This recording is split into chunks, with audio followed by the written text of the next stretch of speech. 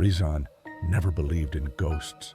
To him, horror stories were just stories meant to scare children, not grown men. But that belief shattered on a cold, silent night when his phone rang at exactly 2:45 a.m. The call came from a private number.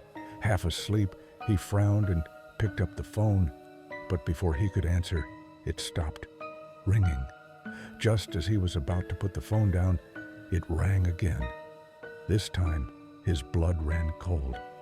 The screen showed a name, his own. Rizon stared at it, his fingers frozen above the screen. He was holding his phone. How could his own number be calling him? A chill spread through his spine, but curiosity, or perhaps fear, made him answer. The moment he did, a deep static filled his ear, followed by a whisper, "Don't turn around." Rizon's heart pounded violently against his chest. His throat went dry. The room, which had been just another ordinary place a minute ago, now felt suffocating, unnatural. His breathing grew heavy. "Who is this?" he managed to whisper. The voice on the other end chuckled softly. It was his own voice. "You are in my bed." Rizon's grip on the phone tightened. He glanced at his bed. It looked exactly the same as before, untouched except for his own body, lying there moments ago. Something was wrong. The air in the room felt thick, heavy, almost pressing down on him. He felt something watching him, but he did not turn around.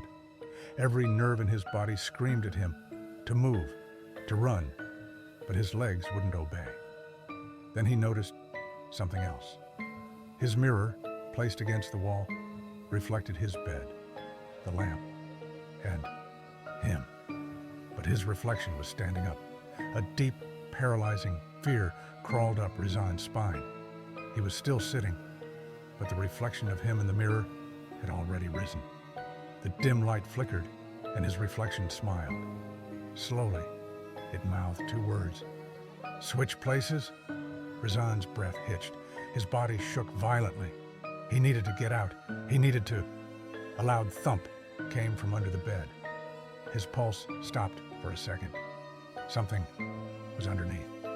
The whisper returned, but this time it was not from the phone. It was behind him. Close. Too close. "You're too late." In the mirror, his reflection had turned, not toward him, but toward the bed. The shadows beneath the bed shifted. A pale, bony hand crawled out, followed by a face, his own. But the eyes were empty, the smile too wide. His reflection took a step forward. "Thanks for switching with me," it whispered. The lights flickered. The phone screen went black, and then silence.